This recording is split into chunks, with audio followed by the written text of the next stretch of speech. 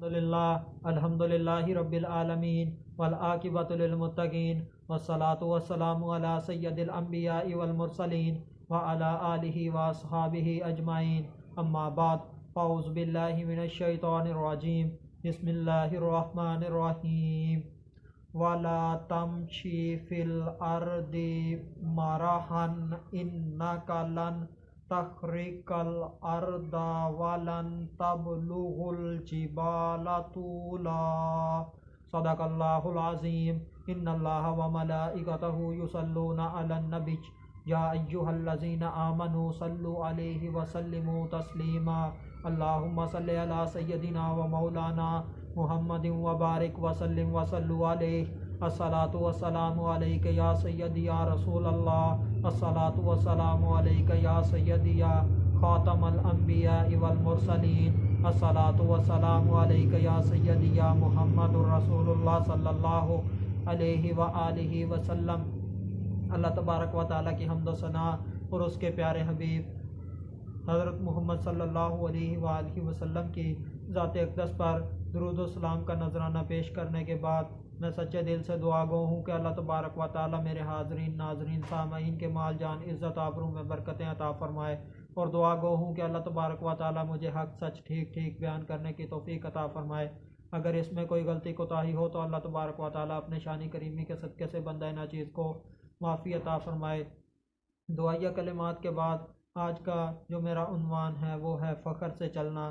خطبہ کے اندر تلاوت کی گئی آیت کریمہ سورہ بنی اسرائیل آیت نمبر 37 پارہ نمبر 15، ترجمہ: اور زمین میں اتراتے ہوئے نہ چل، بے شک تو ہرگز نہ زمین کو پھاڑ دے گا اور نہ ہرگز بلندی میں پہاڑوں کو پہنچ جائے گا۔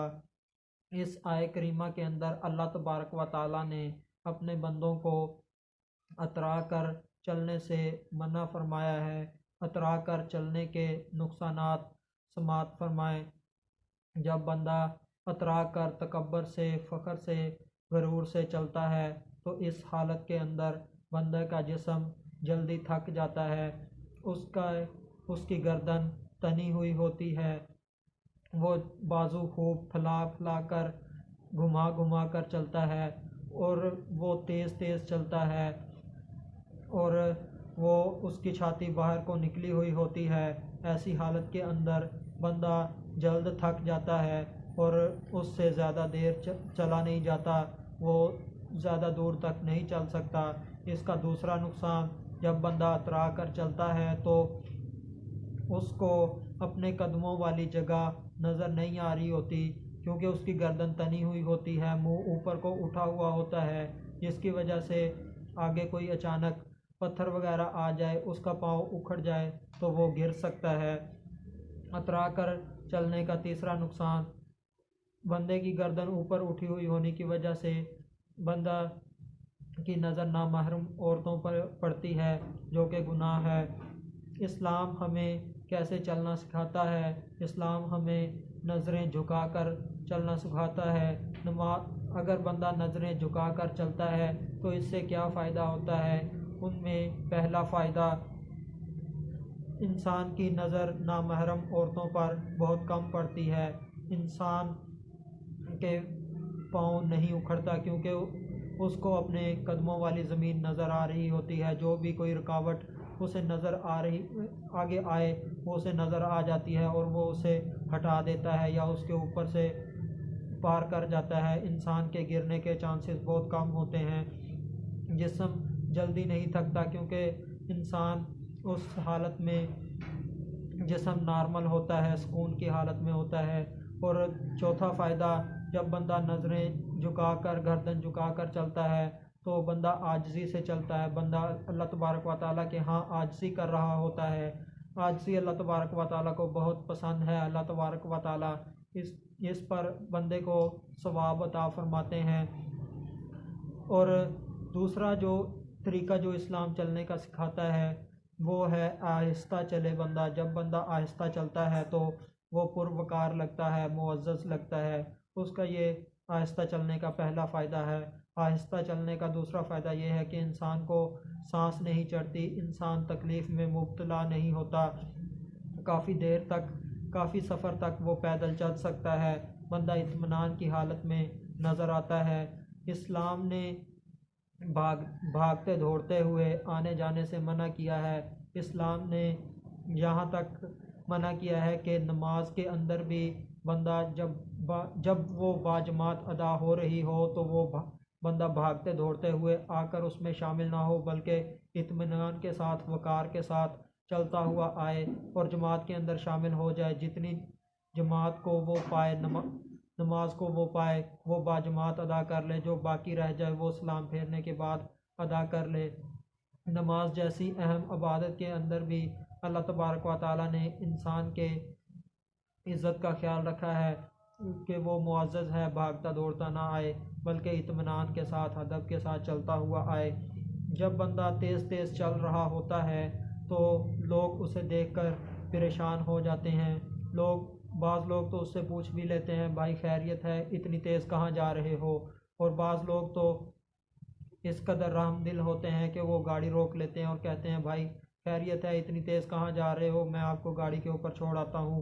ایسے اس طرح کے جملے تیز چلنے والے لوگوں کو سننے کو ملتے ہیں۔ اور اس آیت کے اندر آگے اللہ تبارک و تعالیٰ فرما رہے ہیں، اِنَّکَ لَن تَخْرِقَ الْأَرْضَ، بے شک تو ہرگز زمین کو نہ پھاڑ سکے گا۔ اترا کر چلنے کے نقصانات، جب بندہ اترا کر فخر سے، غرور سے چلتا ہے تو اس وقت وہ زمین کے اوپر زور زور سے پاؤں مارتا ہے۔ اس سے پہلا نقصان یہ ہوتا ہے کہ اسے قدموں میں تکلیف محسوس ہو رہی ہوتی ہے۔ دوسرا نقصان یہ ہوتا ہے کہ وہ زمین پر زور سے قدم مارنے کا عادی ہو جاتا ہے۔ پھر اگر اچانک آگے کیچڑ یا پانی وغیرہ آ جائے تو اس کی عادت ہوتی ہے زمین پر زور سے پاؤں مارنے کی، تو وہی کیچڑ اس کے کپڑوں پر پڑ جاتا ہے، اس کے اوپر پڑ جاتا ہے۔ اسی طرح آگے اگر گرد والی زمین آ جائے تو اس کی گندی خصلت ہونے کی وجہ سے کہ وہ زمین پر زور زور سے پاؤں مارنے کی وجہ سے وہ گرد اس کے اوپر پڑتی ہے، اس کے چہرے کے اوپر پڑتی ہے، اس طرح وہ آلودہ ہو جاتا ہے۔ اور یہ اترا کر چلنے کے نقصانات ہو گئے۔ اور اس سے آگے اللہ تبارک و تعالیٰ اسی آیت کے اندر فرما رہے ہیں، وَلَن تَبْلُغُ الْجِبَالَ طُولًا، اور ہرگز بلندی میں پہاڑوں کو پہنچ جائے گا، اور نہ ہرگز بلندی میں پہاڑوں کو پہنچ جائے گا۔ یعنی کہ جب بندہ اترا کر چلتا ہے تو اس کے بندے کے پاؤں زمین کے اوپر نہیں جمتے، وہ جسم کو جتنا زیادہ اوپر کی طرف کھینچ سکتا ہے کھینچ لیتا ہے، گردن کو اوپر کی طرف کھینچ لیتا ہے، چہرے کو اٹھا کر چلتا ہے۔ اس سے ہوتا کیا ہے، زیادہ سے زیادہ اس بندے کا قد 6 انچ زیادہ نظر آنے لگ جائے گا۔ اس کے علاوہ اور کچھ بھی نہیں ہوتا، اس کے علاوہ انسان کچھ کر بھی نہیں سکتا۔ تو یہ کہاں ممکن ہے کہ اس کا قد پہاڑوں کی بلندیوں تک پہنچ جائے۔ اللہ تبارک و تعالیٰ بندے کو بتا رہے ہیں کہ تیرے اترا کر چلنے سے کچھ بھی نہیں ہوتا۔ اترا کر چلنے کے نقصانات ہی نقصانات ہیں، بندے کو گناہ ملتا ہے، تکبر اللہ تبارک و تعالیٰ کو پسند نہیں، اور عاجزی سے، آرام سے، آہستہ چلنے کے فائدے ہی فائدے ہیں۔ اللہ تبارک و تعالیٰ عاجزی اختیار کرنے والے سے خوش ہوتے ہیں، اس کو ثواب عطا فرماتے ہیں، اجر دیتے ہیں۔ فخر و تکبر والی چال اور متکبرین کی طرح بیٹھنا منع ہے۔ ہمارے چلنے اور بیٹھنے میں عاجزی ہو، آہستہ، وقار کے ساتھ چلیں۔ اللہ تکبر کرنے والے لوگوں کو پسند نہیں فرماتے۔ اسلام ایک مکمل ضابطہ حیات ہے جو اپنے ماننے والوں کو زندگی کے ہر پہلو میں رہنمائی فراہم کرتا ہے۔ اسلام اپنے ماننے والوں کو چلنا سکھا رہا ہے، مگر افسوس کی بات یہ ہے کہ آج کا مسلمان کفار کے طریقے کو تو پسند کرتا ہے اور اسلامی تعلیمات کو اپناتے ہوئے اسے شرم آتی ہے۔ اب چلنے کی سنتیں اور آداب سماعت فرمائیں۔ پہلی، اگر موقع ہو تو راستے کے کنارے کنارے چلیں۔ دوسرا، نہ اتنا تیز چلیں کہ لوگوں کی نظریں آپ پر اٹھیں، اور نہ اتنا آہستہ چلیں کہ لوگ آپ کو مریض تصور کریں، بلکہ درمیانی چال سے چلیں۔ لفنگوں کی طرح گریبان کھول کر اکڑاتے ہوئے ہرگز نہ چلیں کہ یہ شرفا کی چال نہیں بلکہ احمقوں اور مغروروں کی چال ہے۔ چلنے میں یہ بھی احتیاط کریں کہ جوتے کی آواز پیدا نہ ہو۔ پانچواں، راہ چلنے میں پریشان نظری یعنی ادھر ادھر دیکھنے سے بچیں۔ چھٹا، راستے میں دو عورتیں کھڑی ہوں یا جا رہی ہوں ان کے بیچ میں سے نہ گزریں۔